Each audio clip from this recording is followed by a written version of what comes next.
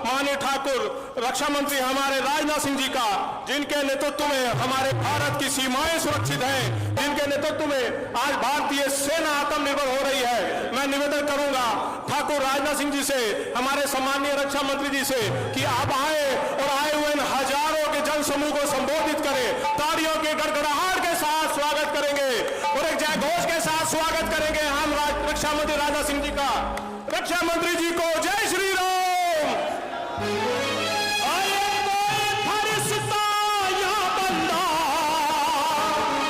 सबकी जुबा पे तेरा चर्चा, जलवा तेरा जलवा जलवा, जलवा तेरा जलवा जलवा, जलवा तेरा जलवा जलवा, जलवा तेरा जलवा जलवा। कोई फरिश्ता यहाँ बंदा, सबकी जुबा पे तेरा चर्चा, जलवा तेरा जलवा जलवा, जलवा तेरा जलवा। भारत माता की जय। बोलिए भारत माता की। भारतीय जनता पार्टी हरियाणा प्रदेश के अध्यक्ष, बहुत ही तेज तर्रार नेता, जिन्होंने लंबे समय तक केंद्र में भी हमारे साथ काम किया है, ऐसे श्री ओम प्रकाश जी धनखड़ और हमारे हरियाणा सरकार के वरिष्ठ मंत्री, जिनके ऊपर गृह मंत्रालय की जिम्मेदारी है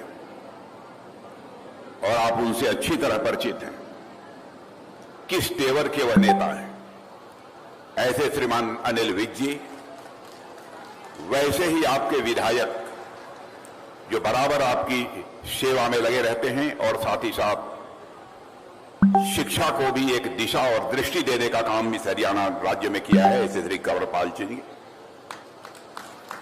और हमारे राज्यसभा के सांसद वरिष्ठ नेता श्री रामचंद्र जी जांगड़ा, यहां के प्रभारी सांसद और राज्यसभा के सांसद श्री अनिल जी अग्रवाल, सदस्य प्रदेश कार्यकारिणी श्रीमती बंतो कटारिया, श्री घनश्याम दास जी अरोड़ा विधायक, श्री असीम जी गोयल विधायक, श्री वेदपाल जी एडवोकेट महामंत्री, श्री कर्णदेव जी काम्बोज प्रदेश अध्यक्ष ओबीसी मोर्चा, चौधरी बलवंत सिंह जी, श्री राजवीर जी वराड़ा, श्रीमती लतिका जी शर्मा पूर्व विधायक, श्री मदन चौहान महापौर यमुनानगर जगधारी, श्री कुलभूषण गोयल महापौर पंचकुला, श्री राजेश सपरा जिलाध्यक्ष, श्री अजय शर्मा जिलाध्यक्ष, श्री राजेश बतौरा जिलाध्यक्ष, श्री रमेश ठस्का चेयरमैन जिला परिषद यमुनानगर, श्री राजेश लाड़ी, डॉक्टर संजय शर्मा और इस सभा में मौजूद मेरे सभी सम्मानित बहनों एवं भाइयों, जहां तक मुझे याद है, लंबे अरसे के बाद इस स्थान पर किसी सार्वजनिक सभा को संबोधित करने के लिए आप सबके सामने खड़ा हुआ हूं। शायद बहुत पहले कभी मेरा आना इसी क्षेत्र में कहीं हुआ था, शायद इस स्थान पर तो मैं पहली बार आ रहा हूं,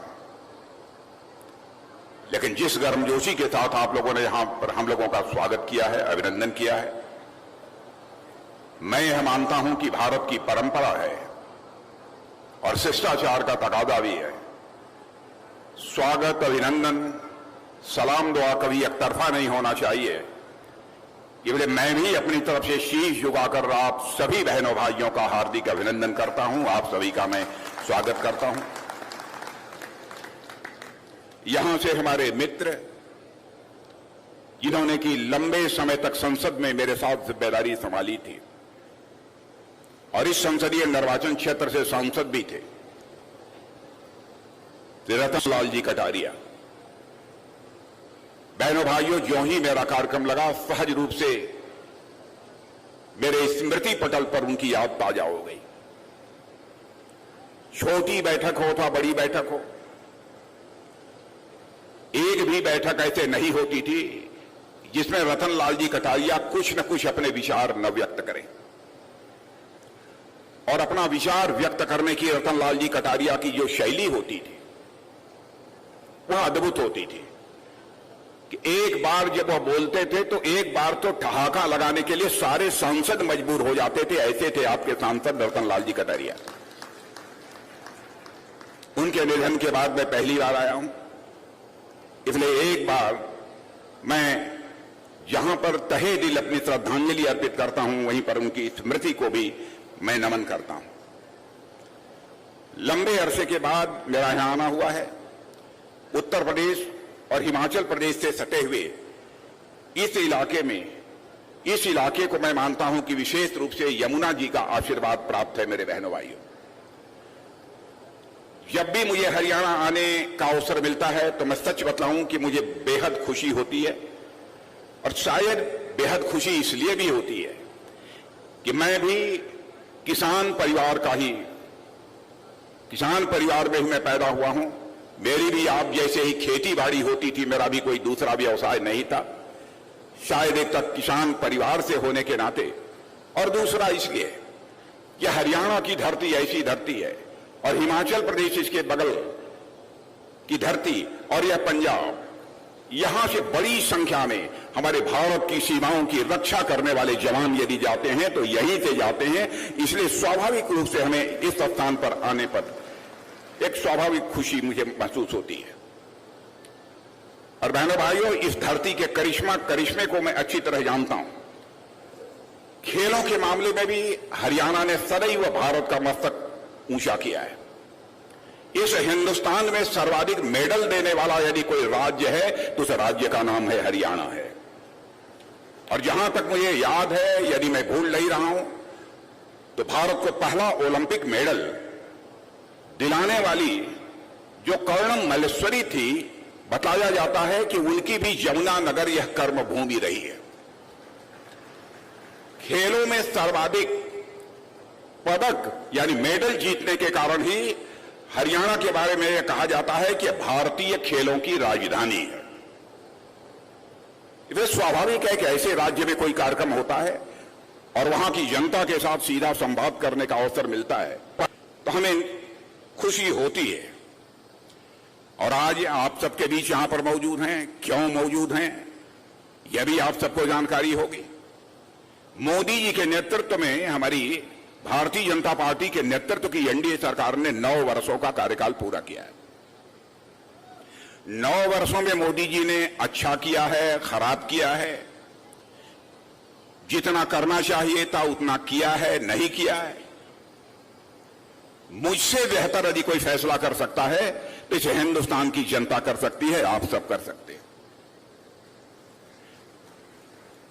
लेकिन मैं यह कहना चाहूंगा, 2014 में आपने पहली बार मोदी जी के नेतृत्व में इस हिंदुस्तान में हम लोगों की सरकार बनाई थी। पूर्ण बहुमत के साथ आपने सरकार बनाई थी।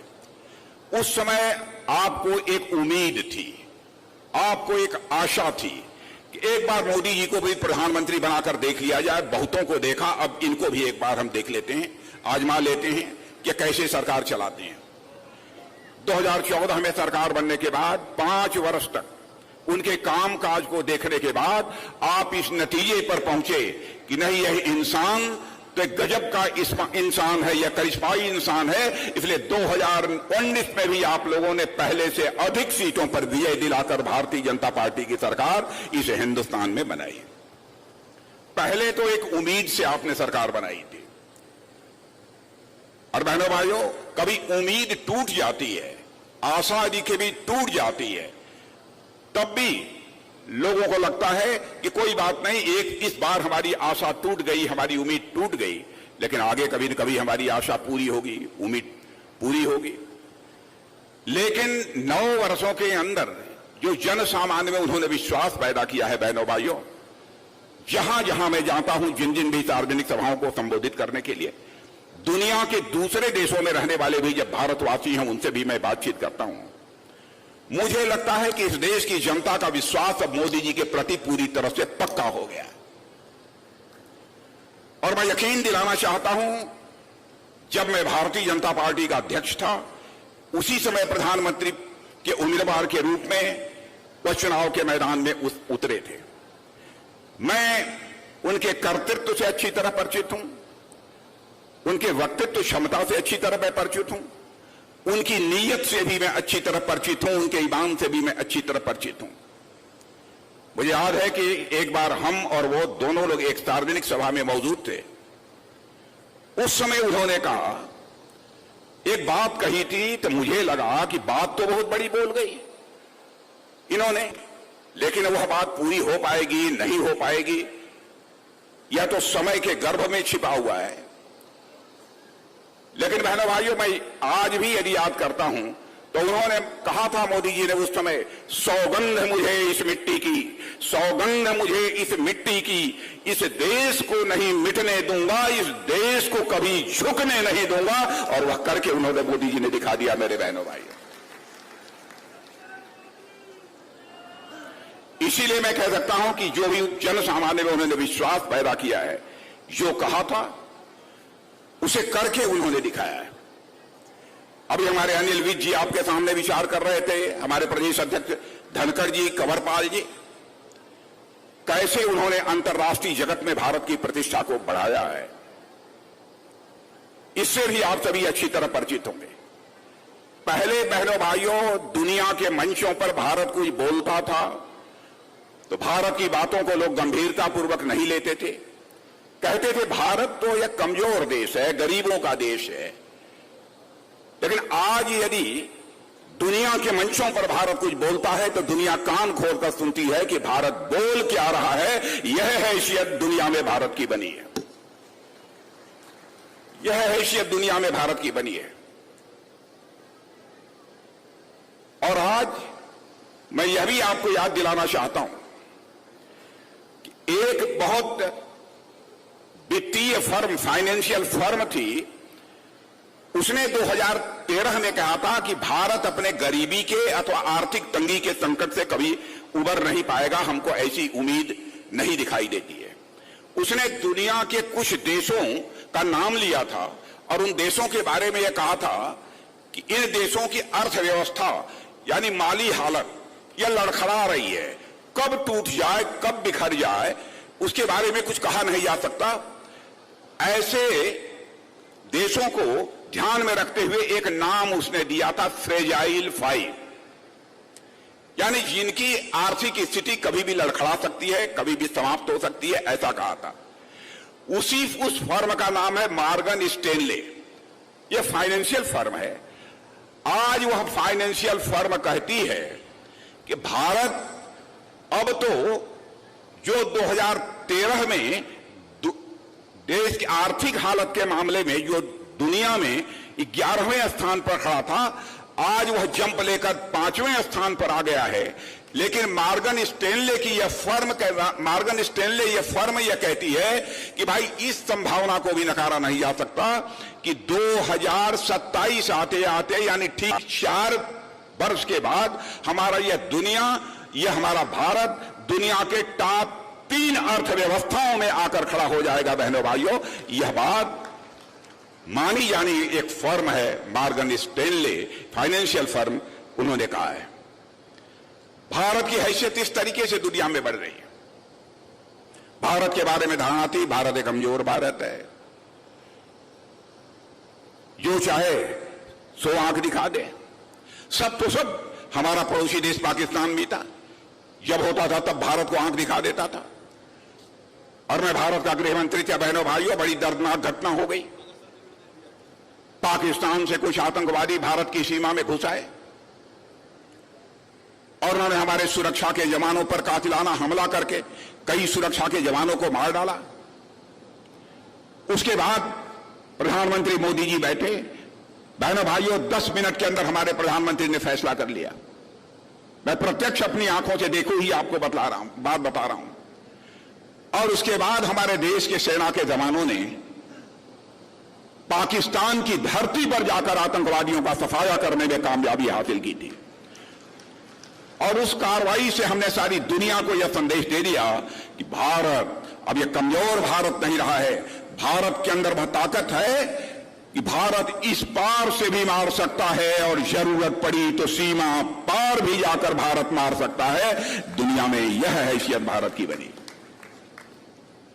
इसीलिए मैंने कहा कि भारत अब कमजोर भारत नहीं रहा है। भारत की हैसियत दुनिया में बड़ी तेजी के साथ बढ़ी है। चाइना के साथ भी जो कुछ भी हुआ था, बहनों भाइयों, हमारे सेना के जवानों ने जिस शौर्य और पराक्रम का परिचय दिया है, उसकी जितनी भी सराहना की जाए वह कम है। और सारी दुनिया इस चीज को महसूस करती है कि पहली बार भारत ने सीना खोलकर भारत के मान, सम्मान और स्वाभिमान की रक्षा की है। मेरे बहनों भाई, यह भारत की हैसियत, यह भारत की ताकत सारी दुनिया में बनी है। और जहां तक वादों का प्रश्न है, वादे हम लोगों ने अधिकांश नहीं किया था, लेकिन मैं दावे के साथ कह सकता हूं जो भी हम लोगों ने वादे किए थे, अपने वादों को हम लोगों ने अक्षरशः पूरा किया है।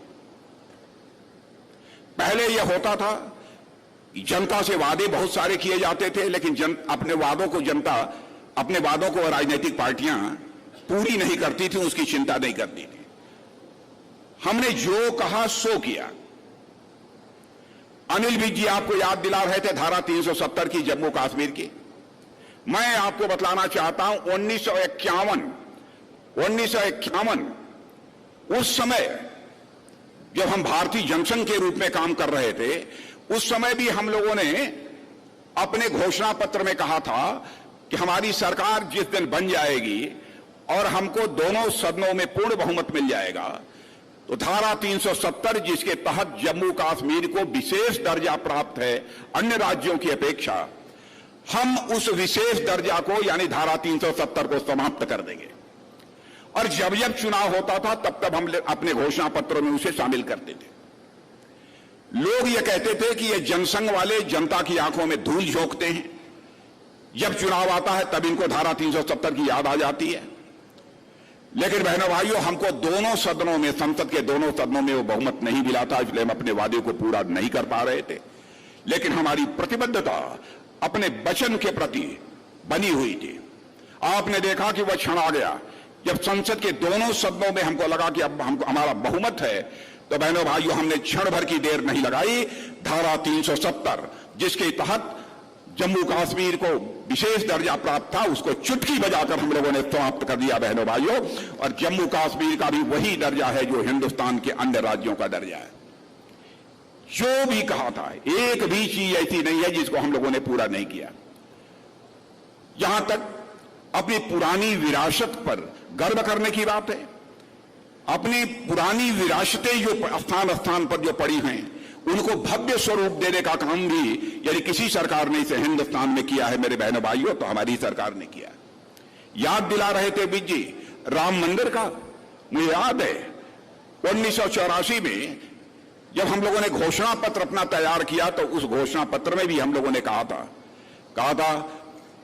कि हमारी सरकार यदि बन जाएगी, बहुमत यदि हमको मिल गया, तो हम अयोध्या की धरती पर भव्य राम का मंदिर बनाएंगे।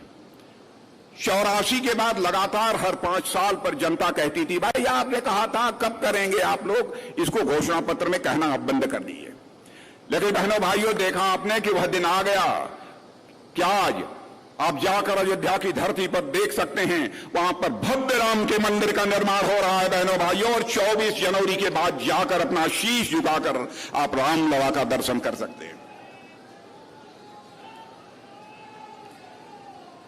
अपनी ऐसी प्राचीन स्मारक, प्राचीन मंदिर, बहुत सारे ऐसे जो कि हमारी सांस्कृतिक विरासत के प्रतीक हैं, उनको भव्य स्वरूप देने का काम भी हमारे प्रधानमंत्री ने किया है। आप चले जाइए महाकाल का मंदिर उज्जैन में, पहले का स्वरूप वहां का आपने देखा होगा और आज का स्वरूप आप जाकर वहां देख सकते हैं। आप चले जाइए बद्रीनाथ, केदारनाथ, सोमनाथ, जहां भी चले जाइए आपको बदला हुआ स्वरूप दिखाई देगा। यानी जो कुछ भी कहा था बहनों भाइयों, हम लोगों ने अक्षरशः उसका निर्वाह किया है। आपने देखा होगा कि इस आजाद भारत में नेताओं की कथनी और करनी में अंतर होने के कारण ही भारत के नेताओं पर से और इस राजनीति पर से जनता का विश्वास धीरे धीरे समाप्त होता जा रहा था और एक विश्वास का संकट भारत की राजनीति में पैदा हुआ था। लेकिन भारत की राजनीति में पैदा हुए विश्वास के संकट को किसी राजनीतिक पार्टी ने चुनौती के रूप में स्वीकार किया मेरे बहनों भाइयों, तो केवल और केवल हमारी और आपकी पार्टी भारतीय जनता पार्टी ने चुनौती के रूप में स्वीकार किया। और मैं यकीन दिलाना चाहता हूं आपको कि हम जो कहेंगे हम वो करेंगे, चाहे उसके लिए हमको कितनी भी कीमत क्यों न चुकानी पड़ी। भ्रष्टाचार की बात हम लोगों ने कही थी, हम लोगों ने यह दावा नहीं किया था कि हम आएंगे तो भ्रष्टाचार पूरी तरह से समाप्त हो जाएगा। भ्रष्टाचार पूरी तरह से समाप्त करना यह कोई सामान्य काम नहीं है। लेकिन मैं दावे के साथ कह सकता हूं कि सरकारी संस्थानों में पहले से भ्रष्टाचार को कम करने में इस आजाद भारत में किसी भी पार्टी की सरकार ने कामयाबी हासिल की है तो हम लोगों की पार्टी की सरकार ने कामयाबी हासिल की है। मैं याद दिलाना चाहता हूं, कांग्रेस की सरकार थी 2014 के पहले 10 वर्षों तक, उसके पहले भी रही है। आजादी हासिल होने के बाद भी पहला आरोप जीप घोटाला का लगा था, उसके बाद कई कोयला घोटाला और कई इस प्रकार के घोटाले, कितने घोटालों का मैं नाम लूं, कई घोटालों का आरोप इस सरकार के ऊपर लगा था।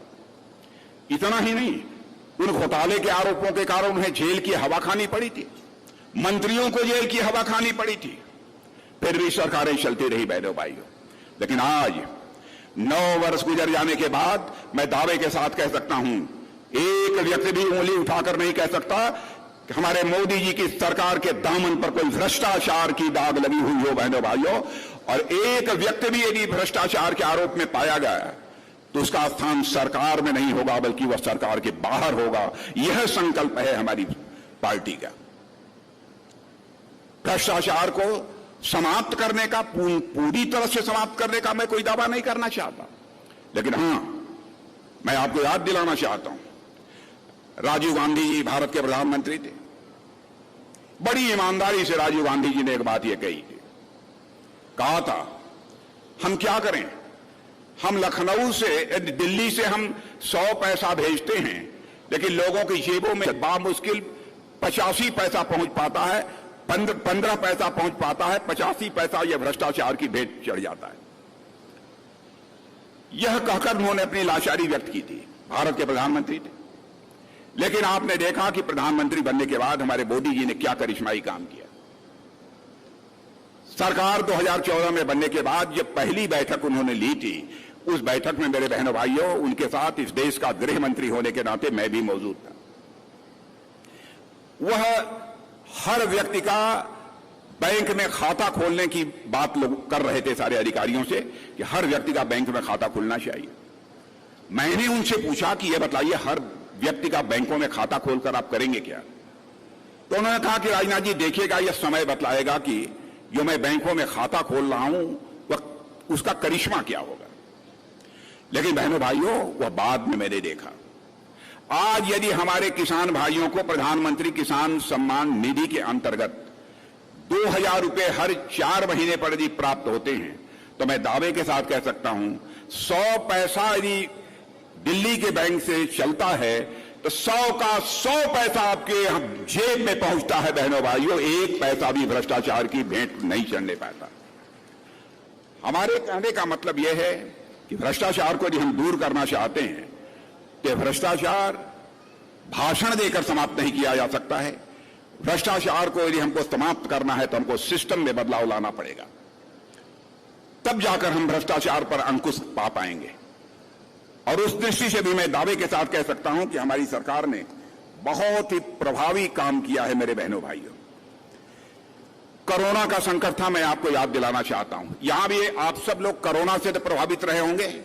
इसमें बहुत सारे लोग कोरोना से प्रभावित थे कि नहीं? कोरोना से या कितने लोग प्रभावित थे? जहां हाथ उठाइए तो कोरोना से कितने लोग प्रभावित थे? इधर के लोग कोविड, कोरोना, काफी लोग प्रभावित थे। मेरे बहनों भाइयों, आपको जानकर यह आश्चर्य होगा कि उस समय कोरोना का जो वैक्सीन होती थी, टीका, वो भारत में नहीं बनता था। यह हुआ कि क्या किया जाए। तो उस समय हमारे प्रधानमंत्री ने हैदराबाद जाकर हमारे वैज्ञानिकों का मनोबल ऊंचा किया और यह कहा कि नहीं, आप लोग संकल्प लीजिए और इस कोरोना के टीके का निर्माण इस भारत में ही होना चाहिए। और बहनों भाइयों, कोरोना वैक्सीन का निर्माण भारत में हमारे वैज्ञानिकों ने प्रारंभ किया। और मैं दावे के साथ कह सकता हूं, वह वैक्सीन, वह टीका हर भारतवासी को कम से कम 2 या 3 टीका लग गया होगा। लेकिन अमेरिका, जो दुनिया का सबसे ताकतवर देश माना जाता है बहनों भाइयों, उस अमेरिका में भी जिसकी जनसंख्या हमसे बहुत कम है, बामुश्किल 30 करोड़ के आसपास है, वहां पर सभी को कोरोना का 3 डोज की बात छोड़िए, 2 डोज भी सबको नहीं लग पाई है, ऐसी स्थिति वहां की है।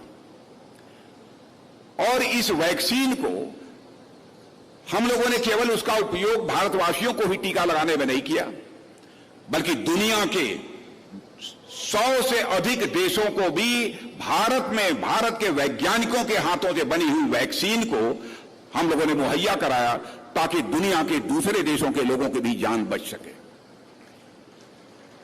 हम लोगों ने इसलिए किया कि भारत दुनिया का इकलौता देश है, मेरे बहनों भाइयों, जिस देश के रहने वाले ऋषियों और मनीषियों ने भारत की सीमा में रहने वाले लोगों को ही अपने परिवार का सदस्य नहीं माना है, बल्कि पूरे विश्व की धरा पर रहने वाले लोगों को अपने परिवार का सदस्य मानते हुए वसुधैव कुटुंबकम का संदेश, यानी पूरा विश्व ही हमारा परिवार है, यह संदेश सारी दुनिया को किसी एक देश से गया है तो हमारे और आपके देश भारत से गया है, बहनों भाइयों। इसलिए हमने केवल भारतवासियों की चिंता नहीं की, बल्कि दुनिया के दूसरे देशों में रहने वाले लोगों ने, जिन्होंने मेरी तरफ देखा, हमसे अपेक्षा की, उसको भी हमने पूरा करने का काम किया। जब जब भी कोई ऐसा संकट आया है, भारत अब पूरी ताकत के साथ खड़ा हुआ है। यही कारण है कि अंतर्राष्ट्रीय जगत में भारत की प्रतिष्ठा, मेरे बहनों भाइयों, तेजी के साथ बढ़ी है। जहां तक हरियाणा का प्रश्न है, हरियाणा के बारे में अब मैं हमारी केंद्र सरकार की उपलब्धियों की बहुत ज्यादा विस्तार में भी मैं जाकर चर्चा करूंगा, तो मैं समझता हूं लंबा समय लगेगा। एक जानकारी अभी मैं कंवरपाल जी से ले रहा था। एक योजना हमारे प्रधानमंत्री ने प्रारंभ की कि हर घर में नल और नल में जल। यहां जितने लोग बैठे हैं, क्या कोई ऐसा भी परिवार है जिसके घर में नल न पहुंचा हो और नल के माध्यम से जल ना आ रहा हो? कोई है तो हाथ उठाइए। कोई नहीं है। अब यह समझने की कोशिश करिए कि ऐसा प्रधानमंत्री ने क्यों किया। वह इसलिए किया, जब वह देखते थे कि हमारे गरीब परिवारों की माताएं बहनें, यदि पास पड़ोस में कहीं पर पानी नहीं मिलता था तो घड़े पर घड़ा भरा हुआ जल से भरा हुआ घड़ा लेकर वह किलोमीटर 2 किलोमीटर से चलकर अपने घरों में जल लेकर आती थी।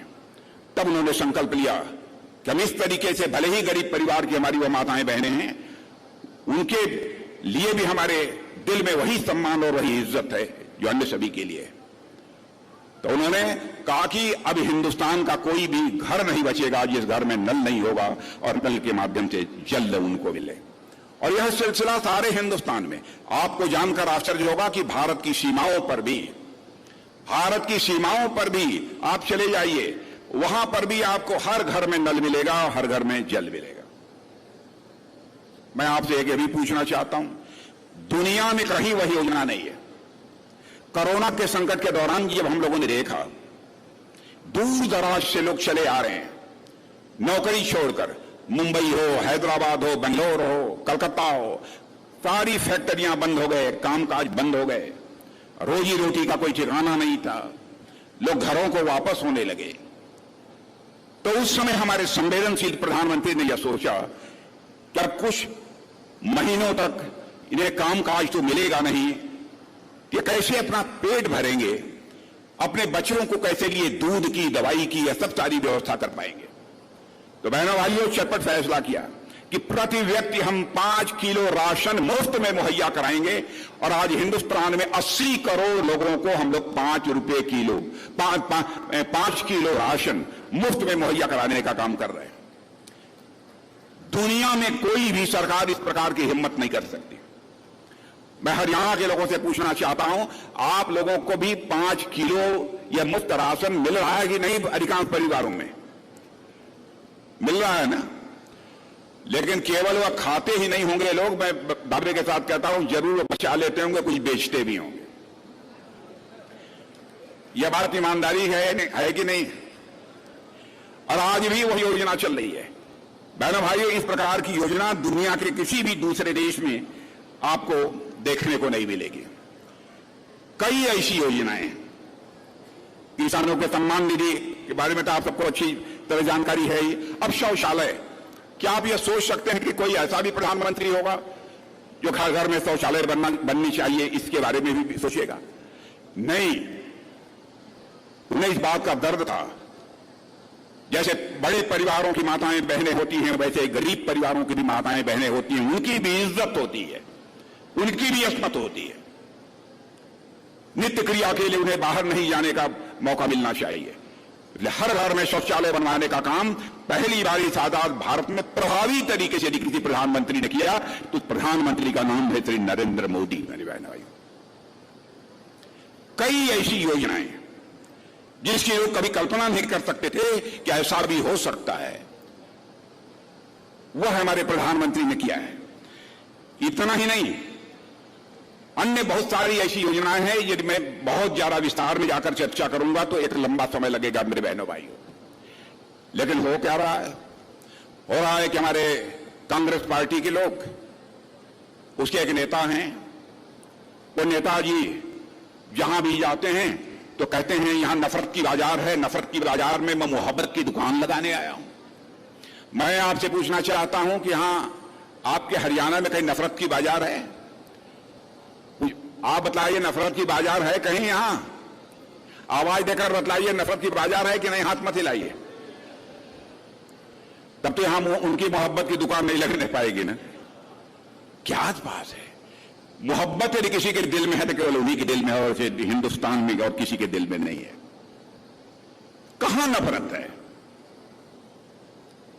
क्या हमारे प्रधानमंत्री ने शौचालय बनाते समय यह देखा कि कौन हिंदू है, कौन मुसलमान है, कौन ईसाई है?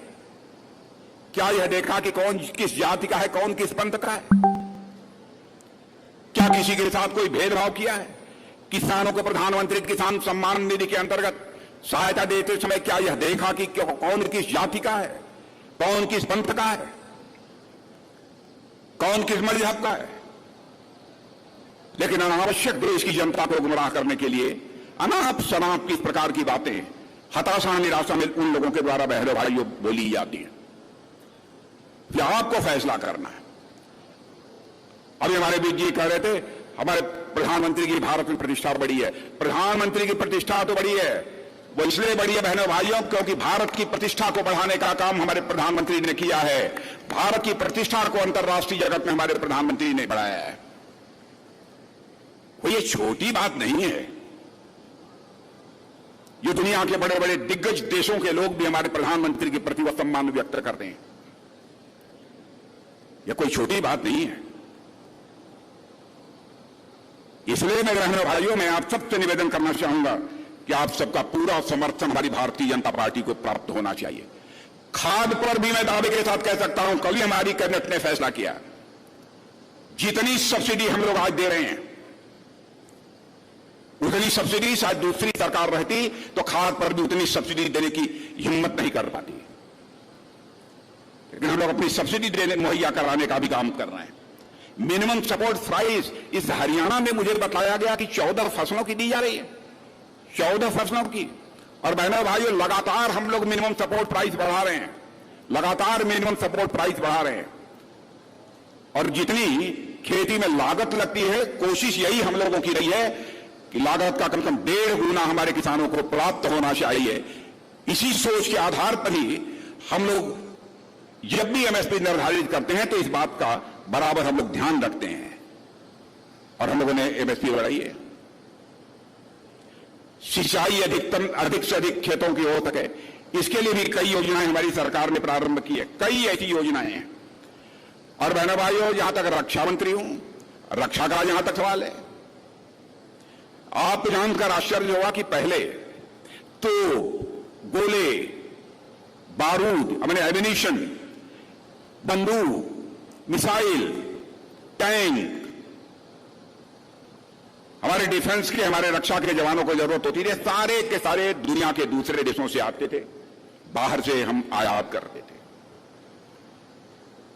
लेकिन आपको जानकर आश्चर्य होगा कि हमारे प्रधानमंत्री ने कहा कि हम पूरे भारत को तो आत्मनिर्भर बनाना चाहते हैं, लेकिन रक्षा के क्षेत्र में भी हमारा भारत आत्मनिर्भर बनना चाहिए।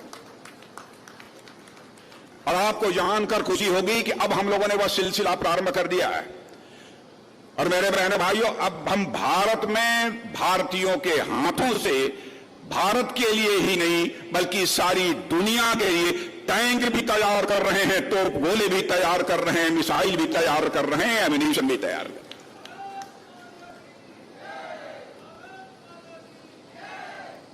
भारत में यह सिलसिला हम लोगों ने प्रारंभ किया है। अभी तक 2014 के पहले 900 करोड़ रुपए का एक्सपोर्ट होता था, छोटी छोटी चीजों का, दुनिया के छोटे छोटे देशों को। लेकिन बहनों भाइयों, अब हमारी हैसियत यह बनी कि हम लोगों ने इतने कम समय में ही पहली बार 16,000 करोड़ रुपए का जो है यह तो बंदूक, मिसाइल, इन सब सारी चीजों का एक्सपोर्ट करने में हमने कामयाबी हासिल की है। नेवी के हमारी जहाजें हैं, उनको भी हमने एक्सपोर्ट किया और लगातार बढ़ता जा रहा है। हमारी तो यह कोशिश है, प्रधानमंत्री जी ने यह टारगेट दे रखा है कि भाई 2 साल के अंदर इसको 35,000 से लेकर 46,000 करोड़ तक ले जाइए और वह लक्ष्य हासिल करने में हम कामयाब होंगे। रक्षा मामलों में भी हम आत्मनिर्भर बनना चाहते हैं। और अभी अमेरिका जो गए थे, जो एक रक्षा समझौता हुआ है बहनों भाइयों, अपने में बेमिसाल है। ठीक है, कब तक हम आपसे लेते रहेंगे? आप आइए, आपके पास टेक्नोलॉजी है, कुछ टेक्नोलॉजी हमको भी दीजिए, कुछ टेक्नोलॉजी आप अपने पास भी रखिए, लेकिन भारत में बनाइए, भारतीयों के हाथों से बनाइए। केवल भारत के लिए मत बनाइए बल्कि सारी दुनिया के लिए बनाइए। हम ये भी आपको आजादी देते हैं। हमारे यहां के लोगों को भी रोजगार मिलना चाहिए और मुझे खुशी है, रोजगार का जहां तक प्रश्न है, मैं दावे के साथ कह सकता हूं, हमारे मनोहर लाल जी खट्टर की सरकार, यहां की भारतीय जनता पार्टी की 9 वर्षों में रोजगार के मामले में भी करिश्माई काम किया है। लोग ये कहते हैं साहब, इसके पहले 15 वर्षों में जितने नौजवानों को रोजगार नहीं मिले थे, उससे अधिक 9 वर्षों के अंदर, 8.5-9 वर्षों के अंदर इस हरियाणा की सरकार ने नौजवानों को रोजगार मुहैया कराया है। लेकिन क्या यदि आपको रोजगार मिला है तो आपको एक भी पैसा खर्च करना पड़ा है? एक भी पैसा खर्चा करना पड़ा है? दूसरी सरकारों में, इस सरकारों में सबसे बड़ा अंतर मेरे बहनों और भाइयों यही है, भ्रष्टाचार यदि हमारी जानकारी में आ जाए तो हम लोग किसी भी सूरत में माफ नहीं कर सकते। सबसे बड़ी पूंजी, सबसे बड़ी ताकत हम लोगों की है। इसलिए मैं आप सभी से यही निवेदन करना चाहता हूं कि मेरे बहनों भाइयों, आप सबका भरपूर समर्थन भारतीय जनता पार्टी को प्राप्त होना चाहिए और 9 वर्ष का कार्यकाल जो हमारे प्रधानमंत्री का पूरा हुआ है, आगे भी उनके नेतृत्व में यह देश ऐसे ही काम करता रहे और यह देश आगे बढ़ता रहे। यह ऐसा आशीर्वाद आप लोगों के द्वारा चाहिए। इसी अपेक्षा के साथ आप सबके बीच में अपने विचार व्यक्त करने के लिए खड़ा हुआ था। पुनः एक बार शीश झुकाकर आप सभी का अभिनंदन करते हुए, आप सभी का स्वागत करते हुए अपना निवेदन समाप्त करता हूं।